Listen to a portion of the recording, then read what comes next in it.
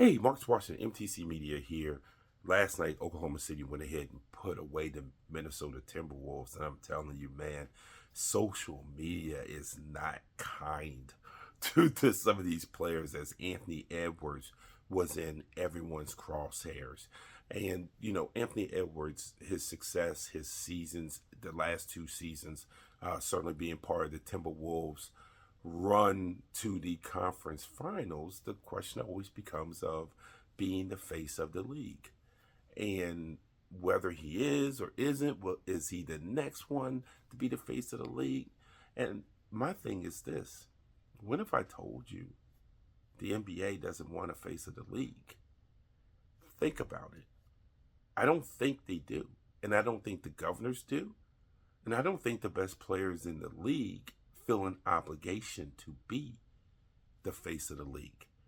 Now, to date myself, I started watching the NBA, and my parents started being uh, ticket holders of various sizes. Back in the day, the Washington Bullets, you could get 9 game plans, 19 game plans, 29 game plans for full plans. So I grew up as a kid who spent a lot of time out at the Capitol Center from late 70s going into the 80s. So I've seen a lot of basketball live at a time, got to see the best of the best. I got to see, Kareem Abdul-Jabbar. I got to see Larry Bird. I got to see George Gervin, Bernard King before, the knee injuries and all that sort of stuff. I got to see the best of the best. And it was almost like mythical to see those guys in person, and those guys loved not only playing well, trying to win a championship, but they love promoting themselves, and frankly, they love promoting the league. And when we got to the 80s, the league needed, I'm from the era where the NBA finals were on tape delay. So the league did need someone to galvanize this country for the league, and look, Dr. J couldn't do it himself. And then Magic and Larry, certainly coming off that national championship game and bringing it to the NBA. And by the way, ending up in the cities that they ended up in certainly help bring the NBA. And those guys did a lot for the NBA on and off the floor. That's when we started seeing more shoe and apparel commercials. We all remember the commercial where Magic and Larry and I think Isaiah Thomas are like singing about the shoes. Cringeworthy. But everyone shilled out there for the league. It was almost like it was part of your responsibility. And as those guys did it, and we got a young Michael Jordan, and Michael Jordan started doing it, and you have Morris Blackman and stuff like that, all the way down to LeBron, Lil Penny, all these things, right? Those were free advertisement for the league. The league stayed in your head all year because these guys were always on TV. And the league didn't have to pay them to be on TV. The shoe companies were doing all these things. And these guys went out there and felt like it was their obligation with being the best player to help the league out. My thing is, LeBron is going to be the last player that fits into that cocoon. And even with LeBron, it's really only the first half of his career. It has not been recent that LeBron has done those things.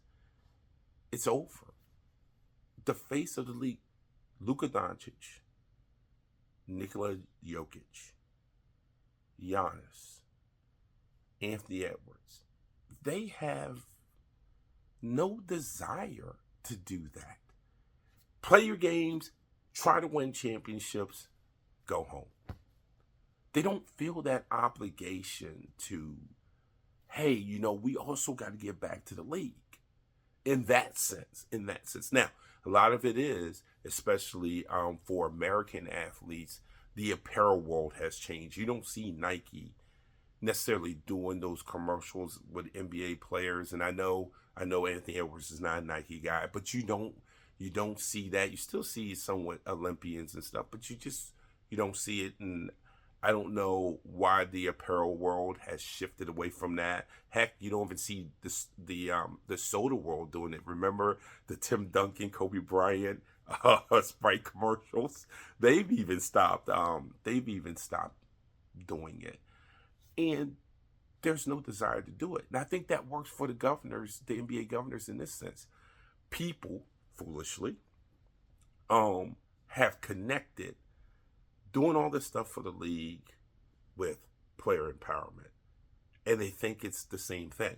You know how I feel about player empowerment. There's no such thing. Because at the end of the day, and we saw Portland do it, the organizations are in control. Dame Lillard, I want to go to Miami. You're going to Milwaukee. this all could have been done. And then when people say, well, LeBron James had, some sort of say in what happens with coaches, well, so did allegedly Magic Johnson. Um, LeBron James had an input with player movement on the team, on the roster. Well, so did supposedly Isaiah Thomas and a few other Pistons when it came to Adrian Dantley. We don't live in that much of a different world. But what I think the NBA governors have shown us through their actions is this. The two things that made the NBA so popular when I was growing up, they don't feel like they need. They don't need a singular face of the league, and they don't need dynasties. And the NBA has shown you over the last few years, and I know a lot of anti-NBA people don't want to acknowledge it, that we might be at the end of this dynasty phase, or at least it's on pause for a while. And that's been happening. If you watch my stuff, I've told you now for a few seasons that the NBA was turning into a sum of parts league. And everyone laughed at me. And now you're seeing a bunch of teams who are being successful that are sum of parts. And I think that's what the NBA governors want. They've certainly not crying and complaining over the possibility of there being an Oklahoma City, Indiana Pacers finals. Everybody screams and yells, oh, wait, especially the people who hate the NBA. Oh, wait until you see those ratings. The NBA ratings are going to be terrible. Which is kind of funny because these are the same people who took so much umbrage when the ratings was brought up the year the Final Four had teams like Florida Atlantic in it, and the ratings were absolutely positively dreadful. Dreadful. And you had people from traditional media, by the way, saying if you're judging college basketball by the Final Four ratings, you're doing it wrong. You know, they get on their little lecture circuit. Oh, which is kind of hilarious to me from those people.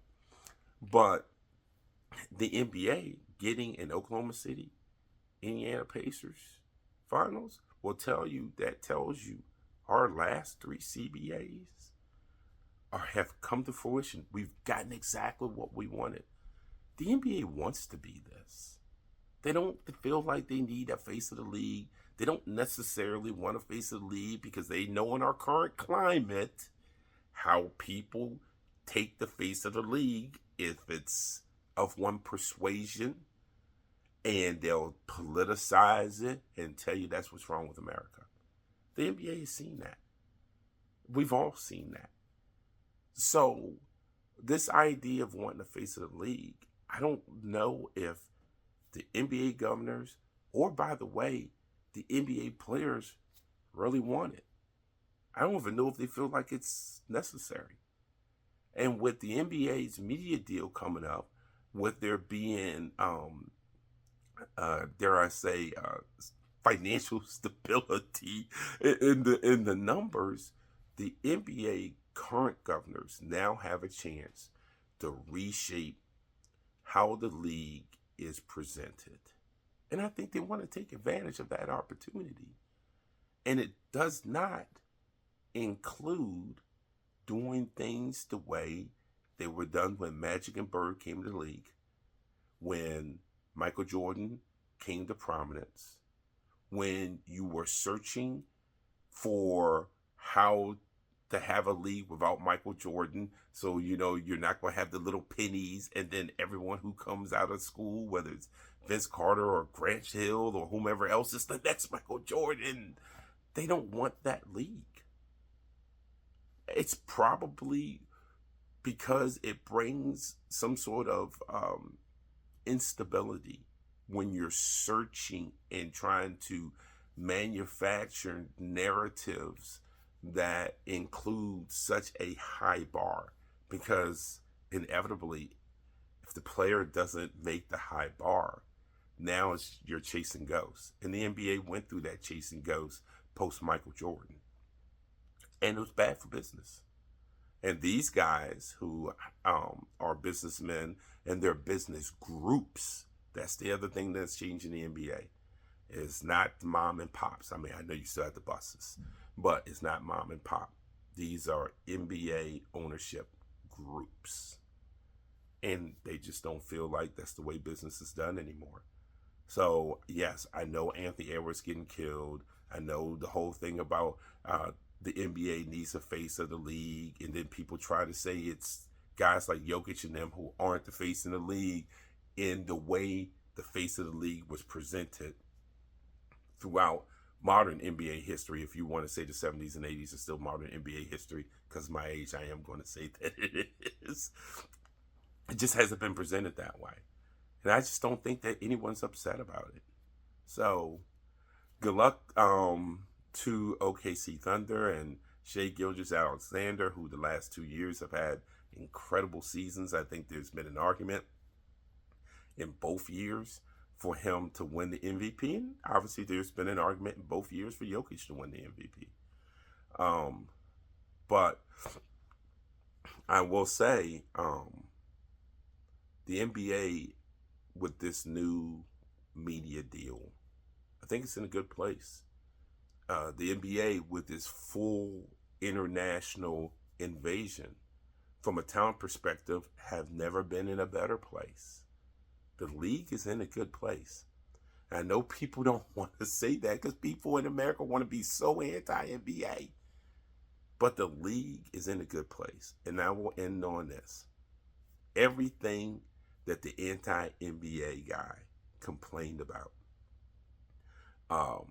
when LeBron and the Cavaliers were making it to the NBA Finals almost every year, frankly, it's what the NFL has become. The NFL has become the LeBron with Patrick Mahomes. They've become the LeBron. They become the LeBron Cavaliers teams. And, are you going to complain that we have too much Patrick Mahomes? I don't think so. This is Marcus Washington, MCC Media.